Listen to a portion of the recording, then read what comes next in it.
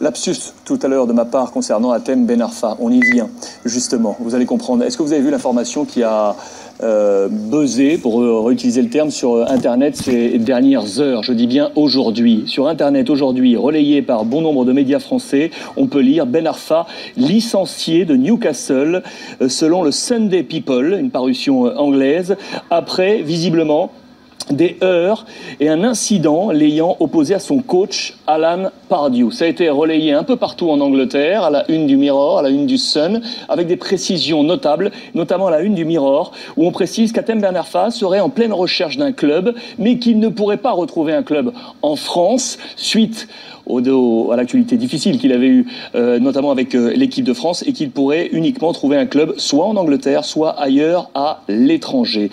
Et on parle, nous avons, nous, du côté de Beansport et de la rédaction, fouillé, recherché, avec John Ferreira qui était sur l'enquête depuis quelques heures maintenant. Il y a un imbroglio autour du contrat liant Hatem Ben Arfa à Newcastle. Nous avons contacté avocats, conseils d'Hatem Ben Arfa. Ils ont accepté de nous répondre, et notamment Jean-Jacques Bertrand, avocat d'Hatem Ben Arfa. Écoutez, CIT, il y a quelques minutes.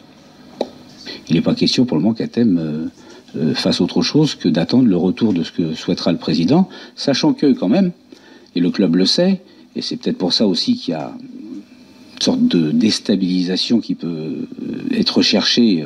J'espère que c'est pas ça, parce qu'on voudrait peut-être que ça soit de son attitude qu'il parte du club, alors que c'est pas le cas. Il faut savoir qu'Hatem a deux hypothèses. La première, c'est qu'il peut faire jouer ce qu'on appelle l'article 17, qui est un règlement de la FIFA, qui permet, après 3 ans d'absence de modification contractuelle, de décider de rompre son contrat. Il peut le faire cette année. La deuxième chose, c'est qu'il a 1 an de contrat encore. Et non pas 2 ans, du reste, comme l'entraîneur a pu le dire dans la presse, il n'a qu'1 an de contrat. Ce qui fait que le club est un peu condamné à faire évoluer sa situation dans un sens ou dans un autre, mais il ne faut pas déstabiliser Hatem pour autant et faire croire que c'est lui qui va partir du club ou qu'on voudrait faire partir du club. Voilà ce qu'on peut dire. Il n'y a pas eu d'incident majeur qui justifie les propos qui sont tenus, dit-on, dans l'entourage de l'entraîneur. Il n'y a rien du tout à cet égard. Un démenti le plus formel, et tout ce qui touchera atteinte à l'image d'Hatem par rapport au club, par rapport aux fans et par rapport à lui-même, ça on le combattra parce qu'il ne faut pas faire de la désinformation de cette nature.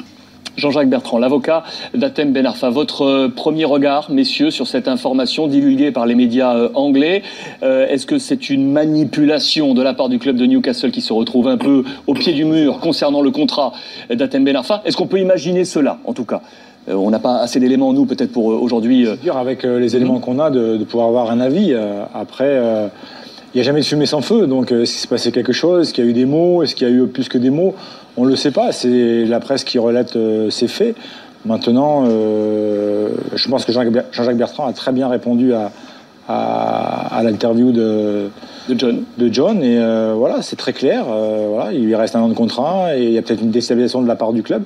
Mais non, c'est bon, c'est pas plus. Là, on affabule, quoi. Ouais, ce qui est étonnant, c'est que s'il reste 1 an de contrat, le club peut avoir à terme, discuter avec lui pour lui dire voilà, on va trouver une solution, un club, parce qu'on a besoin quand même de rentrer de l'argent, il peut le vendre. Ouais, c'est compliqué de dire que le club, si le club a mis ça en place pour qu'Hatem puisse partir, c'est pas très fair play de la part du club, mais voilà, faut attendre les jours qui viennent pour savoir vraiment ce qui va se passer, mais il reste 1 an de contrat.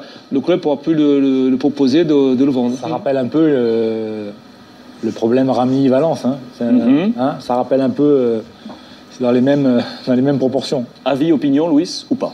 Moi, ce que je sais, c'est que je connais bien Jean-Jacques Bertrand, qui maîtrise bien ce genre de situation en tant qu'avocat par rapport au contrat signé entre les deux parties. C'est-à-dire tu as le club et le joueur.